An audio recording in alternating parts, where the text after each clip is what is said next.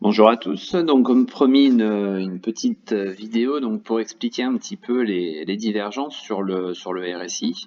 Alors comme je le disais hein, sur le groupe, donc sur le RSI, donc j'ai pris le RSI classique, hein, le premier indicateur qu'il y avait sur TradingView, et je l'ai juste modifié un petit peu donc pour qu'il soit un petit peu plus réactif, c'est-à-dire que je l'ai passé en 10 périodes. Voilà, donc ça nous donne ce RSI que vous voyez donc ici hein, sur la zone basse hein, du graphique. Donc je vous ai repéré quelques petites divergences. Donc je vais commencer par parler des divergences et puis après on verra qu'avec le RSI on peut très bien s'en servir pour autre chose. D'ailleurs ça se rapprochera vraiment de l'utilisation qu'on en fait des supports et des résistances sur les prix. Donc on voit ici hein, une divergence, c'est quoi? C'est tout simplement en fait, vous voyez les prix ici. Je vais rester donc dans l'alignement avec les pointillés, comme ça vous allez voir vous allez faire une correspondance en fait à chaque fois avec entre les prix et puis le RSI. Donc vous voyez ici on a donc un pic sur le RSI. Donc qui correspond à une bougie hein, qui fait une mèche haute à 9,35, qui fait une clôture donc à 9,32, 32,1 exactement. Voilà. Donc après, on voit que les prix montent. Hein, on voit que les prix font des plus hauts ici. Donc on arrive jusqu'à un plus haut à 9,54. Et à l'inverse, on voit que le RSI, donc effectivement, fait un pic, mais fait un pic plus bas que le pic qu'on avait ici en étant en dessous. Hein. Donc vous voyez que ce pic-là, ce pic du 12 août, est plus haut sur le RSI, alors que les prix ici sont plus bas. Donc même chose ici, à l'inverse, hein, donc le pic sur le RSI est plus bas alors que les prix sont plus hauts. Donc c'est ça qu'on appelle une divergence. C'est tout simplement quand on a des prix qui marquent des plus hauts alors que sur le RSI, on marque un plus haut plus bas que le précédent. Voilà, donc ça nous crée finalement une espèce de résistance oblique descendante et donc résultat, ça nous montre peut-être une hausse dans un essoufflement au niveau des acheteurs, au niveau de la conviction, on va dire. Et souvent derrière, on a tout simplement une correction qui s'ensuit. Donc vous pouvez voir hein, à partir de ce 20 août 2021. Donc on voit très bien que cette divergence donc qui a été touchée 3 fois, hein, d'ailleurs on voit qu'il y a eu 3 points d'impact hein, sur l'oblique sur le RSI, donc nous amène à une correction hein, qui passe quand même, donc vous voyez on a fait ici un plus haut donc à 9,56,8 et on va dire un mois après, on se retrouve à 8,94. Voilà, donc là les prix ont clairement corrigé derrière et on a tout simplement eu une confirmation de la divergence. Ensuite, on voit qu'ici, donc, on trouve une espèce de bottom, hein, c'est-à-dire que là, les prix trouvent un équilibre à peu près ici aux alentours, juste en dessous de 9 euros, hein, aux alentours de 8,93, 8,94.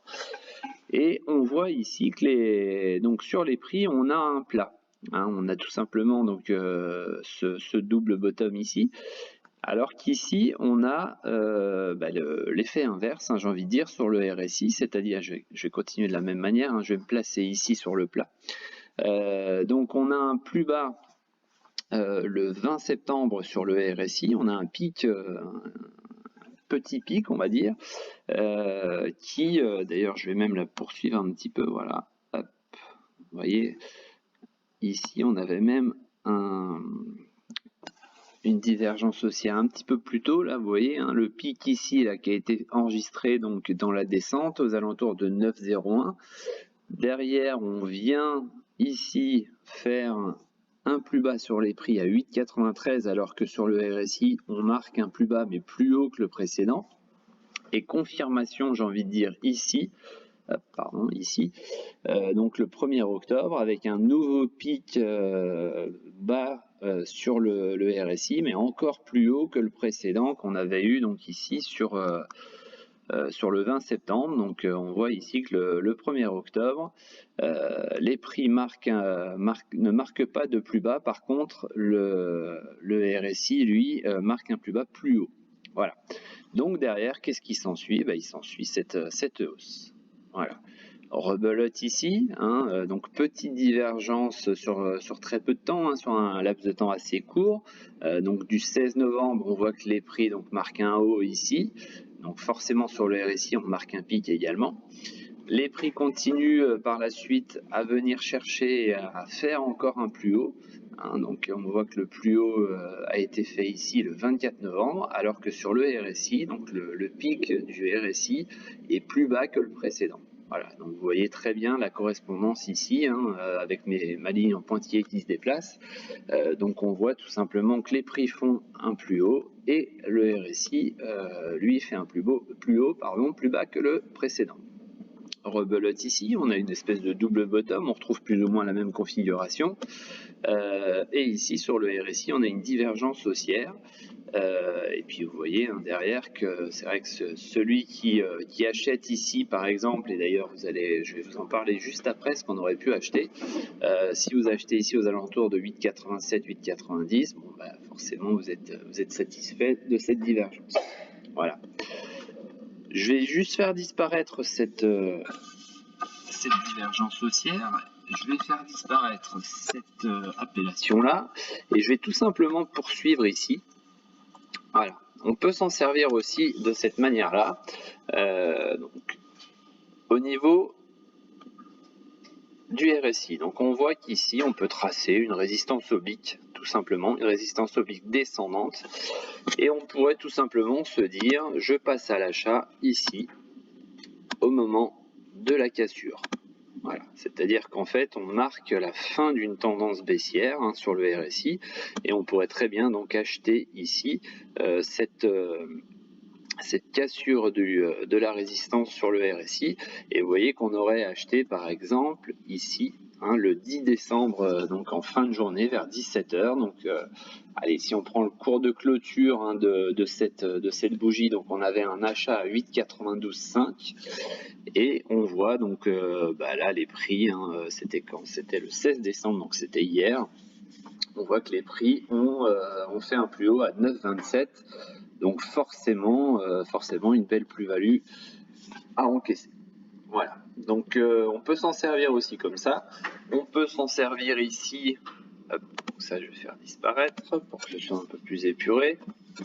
Voilà, on peut s'en servir aussi tout simplement, pareil je vais faire disparaître ça. On peut s'en servir donc tout simplement ici aussi comme niveau support.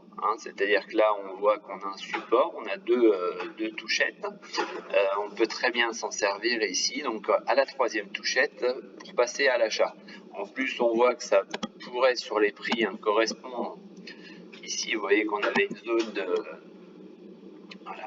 zone de support par rapport aux dernières touchettes précédentes, donc aussi bien le 20 septembre ici que le 29 juillet. Donc c'est vrai qu'on était sur une zone et support sur les prix et support oblique ascendant sur le RSI, donc il y avait quelque chose à tenter. Il y avait un achat donc à faire à 8,95 et puis vous voyez que derrière on aurait très bien pu vendre aux alentours de 9,68, 9,70. Là c'était assez sympa. Voilà. Donc voilà pour l'utilisation du RSI. Donc comme je vous l'ai dit, RSI classique. Pour moi c'est un indicateur qui est assez fiable, qui donne pas mal d'indications, qui reflète bien la réaction des prix. Et vous voyez, quand on détecte ces petites anomalies qui n'en sont pas, bien évidemment, puisque ça nous permet de plus ou moins de deviner ce qui va se passer par la suite, c'est vrai que souvent on arrive à de bons résultats. Voilà, donc là c'était sur l'action orange, mais vous pouvez vous amuser, d'ailleurs si ça vous chante, vous pouvez nous en sortir quelques-unes, et vous allez voir que souvent derrière le résultat est positif. Voilà. Dans une autre vidéo, je parlerai aussi ce qu'on appelle des divergences cachées. Donc ça c'est pareil, c'est encore un autre domaine, mais voilà, déjà dans une utilisation assez simple, on a ces divergences et on a éventuellement soit l'achat du support, soit l'achat de la cassure de la résistance, et bien évidemment on peut faire l'effet inverse, c'est-à-dire que on peut s'en servir comme niveau de résistance et pourquoi pas donc vendre une action si jamais on casse un support. Voilà, exactement comme on fait sur les prix. Je Je vous souhaite une bonne journée à tous et j'espère que cette vidéo donc a été constructive pour vous. Donc comme d'habitude, un petit pouce pour les encouragements si vous avez apprécié. Je vous remercie, salut!